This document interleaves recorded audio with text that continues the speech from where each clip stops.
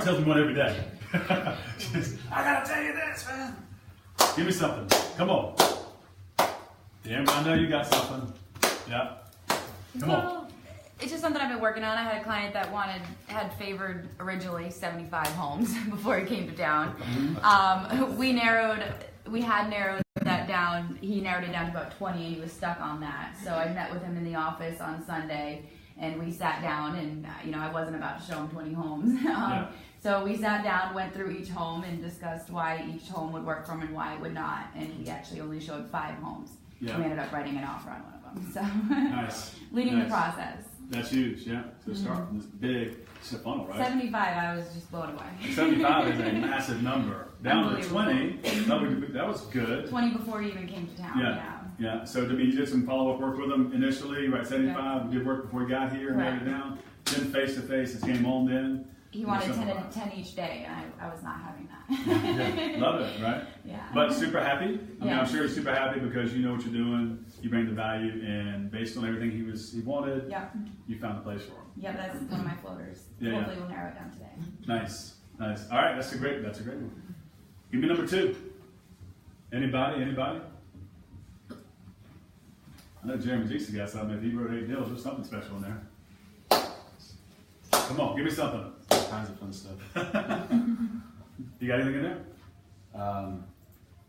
No, we already talked about this at role play, but the appointment that Eric and I went on, that was like a classic listing presentation. We had to overcome price, we had to overcome another agent involved, we had to overcome commission. Just all of it, and we just knocked them down. So that was the first one that came to my mind. That's a good one. That story right there. Yeah. What I like about it is all the objections that we talk about, you guys talk about, were in that one showing. I mean, in that one listing presentation, all there. Yeah, I remember Eric, you told me about it. Oh, yeah. And you were super impressed how it went down. Yeah, it was just great to see what we practice in role playing in action. Mm-hmm. It's funny. Not that I doubted it by any means, but. Well, you told me, you said, I wasn't real sure that Jeremy was going to pull this thing off. I was I was a little nervous going in because I have to relive it like 6 months of role play whenever I goof up. So. He always tells me, he's like, when I bring somebody with me, he's like, I gotta win, dude, because then I've got to relive it if I lose. Yeah, cranks it up a notch. Yeah, which is awesome. But it's so cool to see that, it's all about, the hard work is done in the practice. You should be ready for the game. And you guys are doing a great job of practicing. And, Jeremy was so ready for the game. And I know Eric was super impressed that he was that ready for the game. And it's just like all the things you talk about, it was like scripted coming from the seller, right? Mm-hmm. Commissions, just everything, pricing. I don't know if they brought a friend. Did they have a friend? They had an agent that they'd used 2 years ago that has kept in touch with them and sent them birthday cards and all kinds of stuff. Right. I was like, oh boy, here we go. Yeah. Right. So just everything. Yeah. That's awesome. That's another fantastic story. All right, one more. That's really good. Two really good ones. I know there's more than 2 in this room. Come on. Anybody? Natalie, you got something? I have something on Objections. What you got? Really fast, real quick. Yesterday from Objections, it's actually with you. Yeah. So this woman that keeps hanging up on us every single time that we call her. Yeah. I was like, you know what? She is not going to hang up on me again today. Nice. Yeah. And so she was like, so she just hadn't found that connection yet. And she kept giving me every single excuse in the book. I don't got time. I got to go to my son's birthday party or blah, blah, blah.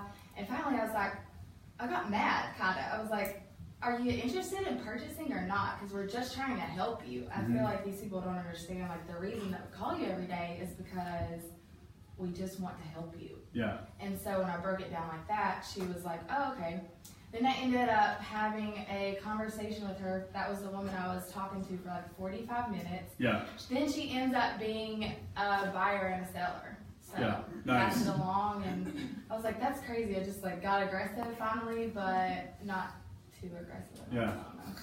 Well, so every time, one reason I ask these stories is there's always more to it, right?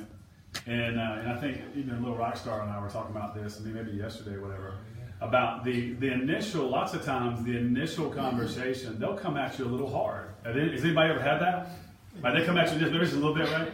they come at you a little hard, but I will tell you this, what I found in all the mistakes I've made in 20 years is that lots of times they're the ones that are really for real. You know, but you got to just knock down those barriers. And so you just got to keep asking questions, keep caring. And they have to see the value in what you bring. But if you stopped at the first no or the first hang on, just call them back. Gosh, Joe, we must have had a bad connection there. I just want to call you back and see how we can help you. And sometimes they'll laugh at that, or we're like, no, I didn't hang up on you. They don't understand why you keep cutting us off. I'm just going to keep calling you. Right? But that initial, you know, you can't be afraid of it, because, you know, lots of times, you know, they don't want to be sold, you know, but they want to buy something or they want to sell something. But they don't necessarily want to be sold. They want somebody that truly cares and that can help them. And it's your job in that first initial part of the conversation to be that one that can. There's a lot of folks that would not have called them back and would have just hung up and gave up. Right? So great tenacity there. That's another great story. They don't care what you know until they know you care. I love it. That's right. I love his bringing it now. I love it. I love it. It's true. All right, so we'll get one. Now you get me search something. I had a direct Zillow inquiry. Yeah. So Nancy Page keep. Does actually pay off. Mm-hmm. She needs to do a 1031, so definitely needs to buy. And yeah. $400,000 buyer just called me directly from Zillow. Nice. Yeah. That's a huge win. Yeah. Right. Happens more and more and more. We're going to talk some more about that today too, in terms of the overall business. Mm-hmm. Super good stories all around the table. And hey, that's one thing. One thing I love about being a team and what have you, and caring for each other. Share those amongst yourselves. There's always good ahas, and it helps like somebody next to you overcome that as well. You know, Christina and I had some good conversations this week about somebody that's, maybe just wasn't the best use of time, and she just had the courage to make that decision in her business, which felt really, really good. How'd that go? Yeah. Not to call you out, but calling you out. She's smiling now because she started talking to me. I was like, I've never seen Christina frustrated. Yeah, seriously. I was like, so patient. I thought she might punch me or something. But she's smiling big. So how did it turn out? It was tough at first, but when it came down to it, I mean, I feel like she understood. She was just frustrated because she didn't want to have to wait to get all of her stuff in a row. She wanted to move too fast for what she was asking for. So. Yes. So everybody needs to slow down, right? Yeah, to get things done right. Mm-hmm. Yeah, I was proud of you. That was awesome. Thanks. Yeah, always good stuff. Yeah, always good stuff to overcome for sure. All right, give me something. Way better afterwards, right? Oh my gosh. No, she was like, yeah. I mean, I could just see it in you. Like the color came back in your face, right? And that beautiful smile came back up, right? But she was sitting in front of me, and I was like, "What is going on? I got to dig in here." Because she's grinding a little bit, and that's what it was. It's always some good stories. All right, tell me this right now. It's very apparent that it's super busy, right? Super busy. There's a lot going on. Incredible opportunities. We're also running a business. You're running your business. You're the CEO of your business. And let's open forum here. Let's help each other. What are your current challenges right now? Give me some current challenges, and let's talk about current solutions. Give me some challenges that you're dealing with in your business. Let's talk about some solutions. We've got a lot of sharp minds in this room that I think can probably help. Anybody, give me some. And remember, don't think, well, my challenge isn't as big as somebody else's. If it's a challenge, let's talk about it. Yes, ma'am. Well, yesterday, Eric and I both talked about our return on effort. We both struggled a little bit this month. Right. We felt if you would agree, we showed a little too many homes for the amount of sales we got. Yes. Yeah. So we both want to work on that. So tell everybody, D'Ambro, I was certainly glad. I was kind of hoping that you would step up here. Tell everybody, I was very impressed by this. It seems very simple to me, maybe to you as well, but I was so excited that she shared. What do you track? I try to track the amount of showings. I try to close every 3 to 4 showings, a minimum. Yeah. That's what I tracked last year, and that's kind of what I stayed at. Every 3 or 4 showings, I got a deal. Yeah. And it just didn't happen this month. So, right? So I kind of have to recoup and reevaluate. Right? Mm-hmm. But I love the fact that she's tracking that. Okay. Super impressive. We talked about it the other day. That's your return on effort. Return on effort, right? I always talk about return on investment, return on energy, or effort, right? Mm-hmm. ROI, ROE. People don't think about the ROE, which is return on your energy or effort. Mm-hmm. But it's so important. So what would be a way? That's a challenge. I think that's a challenge. That's probably one of the biggest challenges right now. What would be solutions towards overcoming that challenge? I could have dug deeper, you know, to find out they're a little, you know, more real in that, or that maybe this was the area for them ahead of time. Mm-hmm. You know, just ask more questions. Yes. Yeah. Always important, right? Mm-hmm. So maybe just slow down a little bit more. Yeah. Right. By the way, Deamber, you know, at first when we got together, just speeding really, really fast, and she's moving fast, which is great because I'd much rather have that than somebody slow that I have to get to go fast. But it's so important everything that you do, right? Mm-hmm. If you're missing the boat, or you're showing too much, or you're spending too much time with sellers, whatever it may be, probably didn't spend the time on the front end, right, to make it happen. Mm-hmm. Anything else you could do to be more efficient with your ROE? Anybody? For me, it was leading the process. Yes. And I allowed the clients to lead me more than I was leading them. Of course. You know, just like Deamber said, digging in deeper and making sure that, you know, before we're going out to homes, that this is a real home that you are interested in, not just, oh, I saw it, let's take a look at it. Yeah. Yeah. So Eric, like I know even in your past career, you had to lead the process there, right? Or you might get run over in that world, right? And you probably felt that sometimes. Oh, right? yes, definitely. But coming into real estate, just 2 months in, I mean, is it just like crystal clear that, oh my God, I have to do it? Tell me about like how you're, from day one to now, how that's just been like 100% apparent. I've got to lead this or else I will spin my wheels. Yeah, you know, first month and just watching and seeing everyone, I've seen everyone going out on these showings.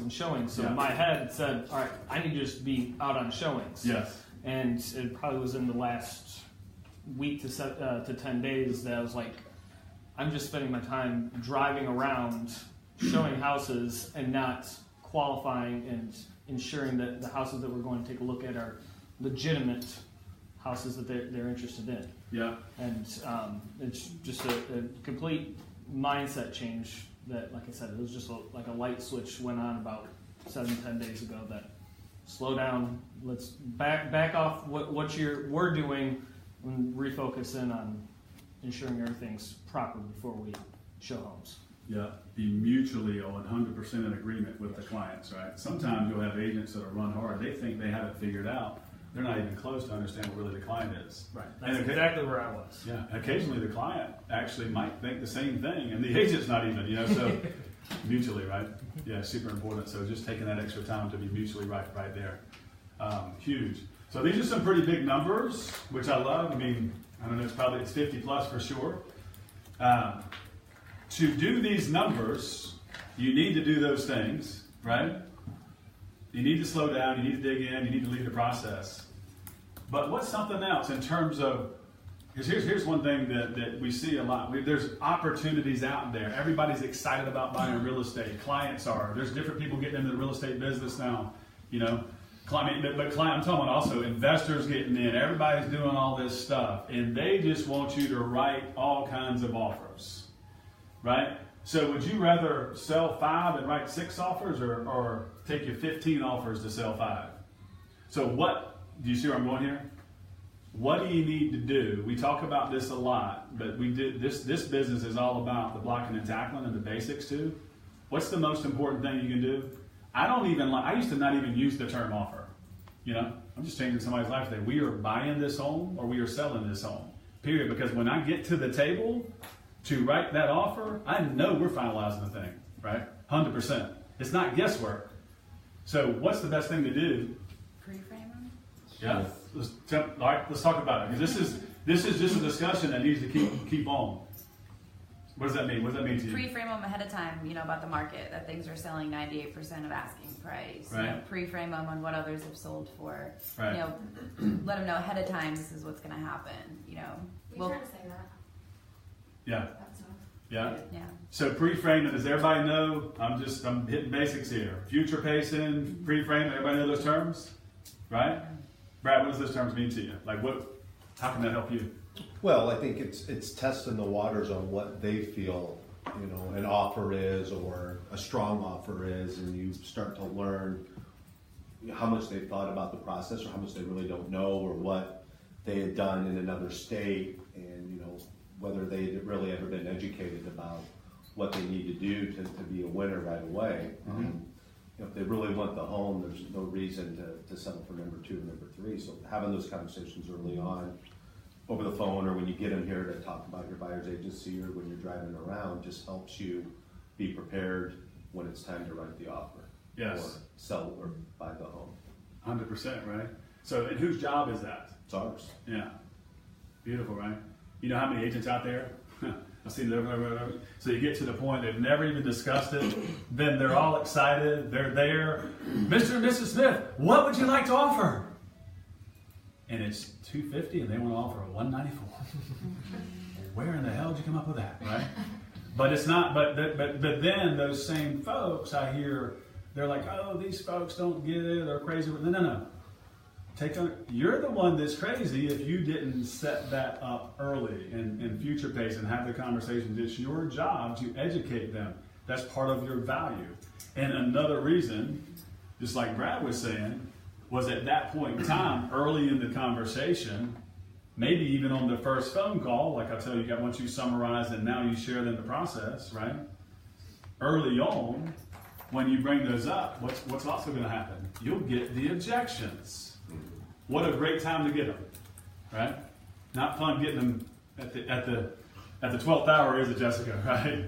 We're going to write this up. Yep, I'm thinking 244 on 250. And yeah, what would you get? Oh yeah, what? And then all of a sudden it's 194, and you start, like, your stomach gets all into twist, and you don't really know what to do then, right?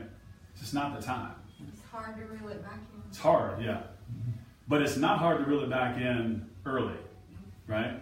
And if you're on different pages, you got to slow down, and the buck's got to stop right there, right? And you got to have those discussions. Because guess what? If you can't get on that same page, what's our return on energy going to be? Right? Just go.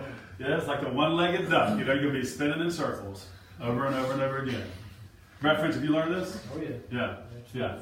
100%. We've talked about it early, and you've talked about it, and how important is it?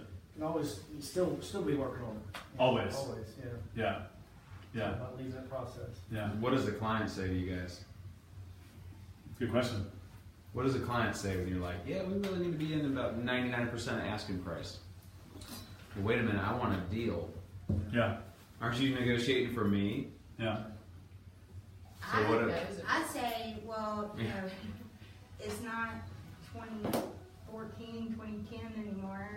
The market's picking back up, and it's just like the economy is. The market reflects that, and anymore, anything that you see on the market generally goes for 98 to all the way to 103%, simply because you get into multi-offer situations that you're just not going to get that kind of deal anymore, where everybody's struggling and trying to unload property and trying to sell something like that.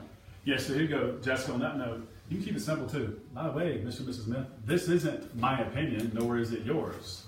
Everything I do is highly professional and comes from statistics and data, right? So here's what the data tells us, 98% to 103. Why 100? I like to break down to 103 too. Why 103? Because 2 or 3 times a day we see multiple offers, right? So basically the question is, how bad do you want this home that you're talking about? Because I'm not making it up. You and I are going to work not off of opinions, we're going to work off of facts. And then we're going to emotionally find that home that really, really hits that heartstrings for you, right? But the bottom line is at the end of the day, like Brad said, right, you're going to want your first choice, just like all of us do. To get your first choice, you're going to have to be within the market. A deal is within the market today. That's a good deal, right? So let's talk about the good deals. And just have that conversation. And then the cool thing about having it early, and Jeff and I have talked about it a bunch, right? Yeah, big time. You felt some pain this past month, right? Which is good. Yeah, I was like, good. He's like, Coach C. I'm like, bring me the pain. He loved it. By the time we finished, he was liking me again, right? But yeah, I was like, bring me the pain. But at the end of the day, you got to do it early, right? Early.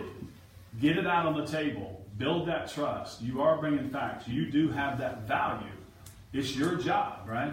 Because you want them to win, and winning in today's world is purchasing a good deal, is purchasing within the market. And sometimes, right, because values are going up. So sometimes you may see, the home's priced at 230, the comps are 226. That doesn't mean that you base everything off of 226, because homes are going up. By the time you get in there and get moving, it might be 229, right? So just know that. And people, this is their home. This is their home. What does that mean? This is where they develop all of their memories. They're spending their life. They're with their wife, their kids. Could be a second home, could be a primary, could be for 5 years, could be for the next 50 years of their life. It's where they have all their experiences on a day-to-day basis. They are willing, they want that first choice, just like I do. And trust me, they'll pay for it, period. So you just have to be strong. You got to know your folks, and you got to lead the process, just like you guys are saying. I just thought it was super important to hit that note, because I've definitely heard it and seen it, and it's going on, right? Early. Hit it early. Look for those objections. Typically in sales, 99% of the time, if you have no objection, you have no sale. Follow me?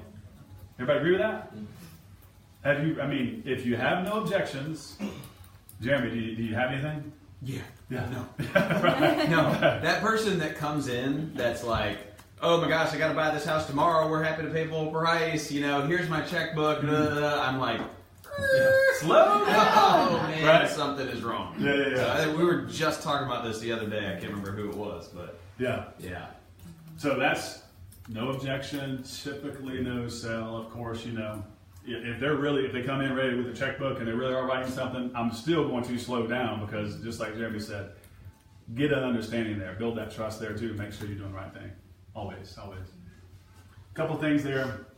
I think those are probably two of the biggest challenges right now, right? And we'll talk about database challenges too. Question for the group. I've had this conversation with a number of you recently. Would you rather think about the business of sales, would you rather be liked, or would you rather be respected? Respected. Yeah? Why did you say respected, Deanna? It's a totally different level. Mm-hmm. If they respect you, then you can lead the process. Ooh. If they like you, it doesn't mean that they're going to let you lead the process. Yeah. It's going to be more of a friendship. Yeah. In my opinion. Anybody else? Brad, have you felt that? Oh yeah. Yeah. Respect, definitely. Yeah. 100%. Yeah. Anybody else? To find the difference. Just gonna answer that. I've got my definition, but it's all crazy. So what's your?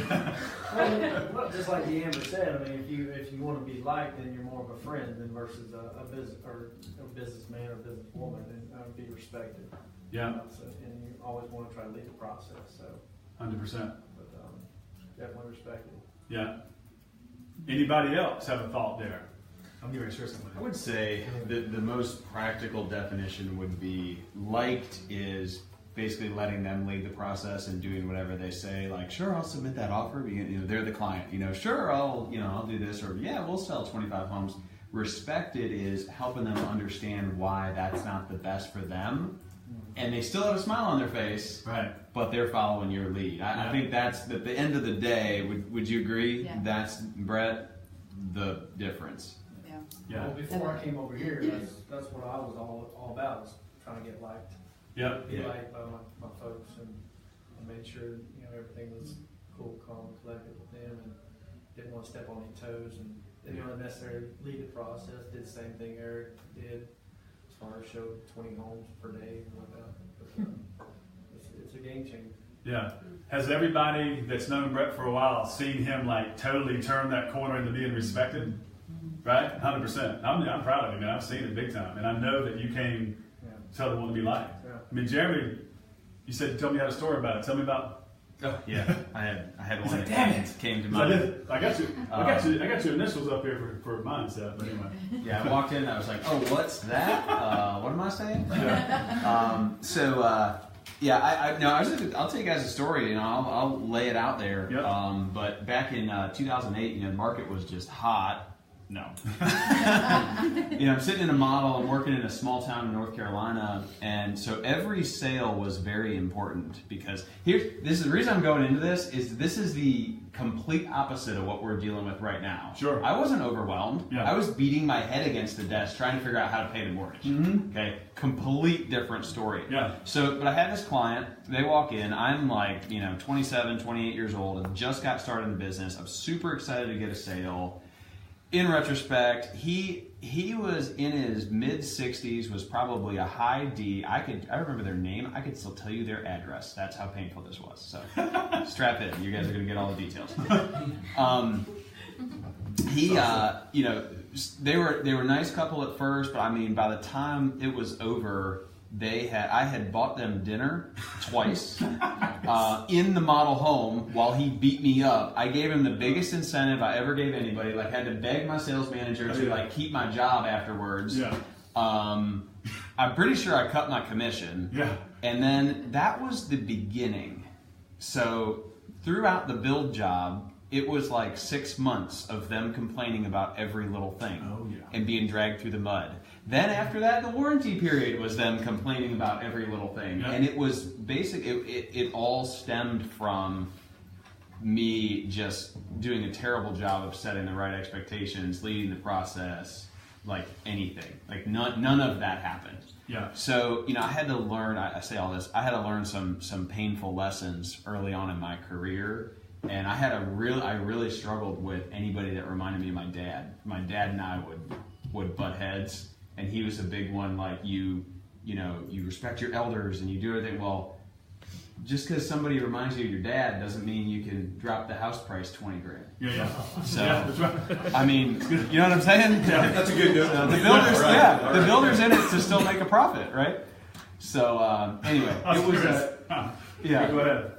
So it was a little bit, I just share this story with you guys because maybe some of y'all can relate, and I think we all go through this business. It's you hear like, oh, you got to provide a high level of service, but I am serving them at a higher level by being respected, setting the right tone, and leading the process than I am by following their lead and just being liked. So, 100%.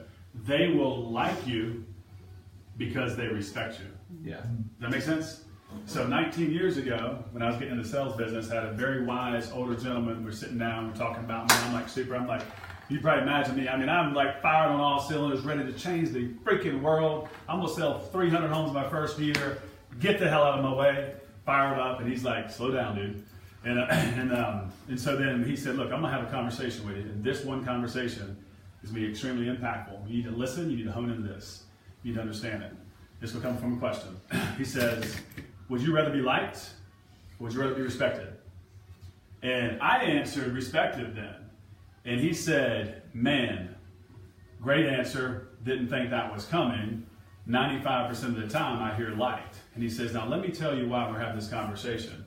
You're in the business sales. He goes, Scott, you're going to do amazing things. The level of amazing is going to be really dependent on this right here. When you look at, in any industry, there's sales. There's a reason for sales. There's a sales team in any industry. They need us for a reason, clients do, right? But when you go onto sales boards, he pulled up the sales board and he says, when you go and look at any sales board in any company, the top 10% are respected. The middle half are fighting to be respected, but they're still just wanting to be liked. And the bottom, they just can't ever figure it out, are just 100% liked all the time. And so he's like, the clients, that was the only thing he said, you got to really hone into this, man, because the bottom line is the buck's got to stop with you. They have to 100% trust you, that you can help them find a solution, and you are the answer to basically their prayers, right? You're bringing that major value to them, and you are the one. If you only want to be liked, you will struggle in this business. And funny enough, it is fair. It's a pretty good life analogy too. I know I like to surround myself with people that like to live in that world too of being respected. I've had this conversation with Luz and Chuck. We talked about it a lot, right? These freaking guys are all about being respected. They know they can bring major value. They know they can close for the appointment. They believe 100% in our company, and the buck's going to stop right here, right? 100%. I mean, right here, period. Like, Chuck's not messing around. But he knows he can bring major value, and he believes that much in you guys. So the bottom line is, come from that angle, right? Do not always want to be in mutually respectful relationships. Isn't that kind of a life lesson? Imagine like in life, period, if you're in a relationship that they don't respect you. How would that feel? I'm not talking about business. Now I'm just talking about personal. That'd be fun? No. Right? I mean, seriously. My fiance, Chris, we're getting ready to get married. She said, I don't tell her. She tells me every day she respects me. It's like, oh my God. I mean, it's amazing that she does, you know. But I mean, I couldn't have it any other way. And I'm the same way with her. You know, I'm always bringing value and talking about what I love about her and how I respect so much everything she does. It's so important, you know. Teach my kids that. But the clients have to. You cannot come from a position of just being liked. So own this one. Yes, sir.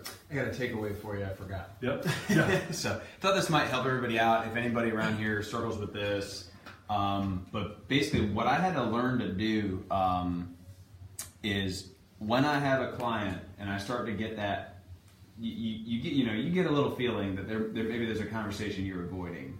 You know what I'm saying? Oh, yeah. We all know. You guys know what I'm talking about.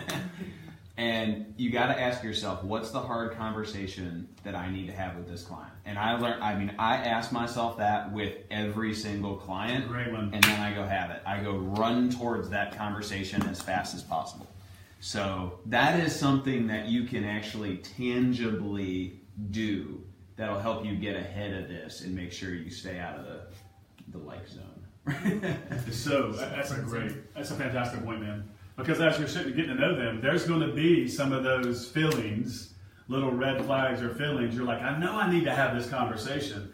And I've probably told all of you, if you're thinking it, right, Christine, I think we probably had this conversation. If you're feeling it and you're thinking it, because all of you guys are amazing people. Everybody in this room is super amazing. You're coming from integrity. If you're thinking it, you're feeling it, you got to have that conversation. Can I give an example too? Yeah. So, and this might help you guys negotiate. Remember, you asked me to do a sales meeting a few months ago, and we're talking about my cancellation percentage is very low. Yeah. You know, so one of the things, I mean, along that same lines, like when I go there, you know, I had somebody today. Their closing it could still close on time. It might get delayed 3 days. It's going to cause a huge domino effect for the client. When do I call him? The partners are doing everything they can. I'm doing everything I can. The past guy has done everything. Like, we're all pulling this thing together. It looks like it's going to happen, but I already called him and told him this might fall through. You need to be ready. Don't do anything until I tell you to. So what am I allowing him to do? Yeah. Go through those emotions a little bit, get over it, get back into logic, and then, okay, we're going to solve this problem later on this afternoon. Here's when I'm calling you back with some more answers. 100%. So what you don't want to do is wait till the day before closing. You haven't had the conversation. Now all of a sudden they're like, oh my gosh, we're supposed to close in 24 hours, and now you call me. Emotions are through the roof. You can't have a logical conversation with them. I was also told by the same individual that, by the way, write this shit down. What he told me, he said, he goes, you are also a professional problem solver. Yeah.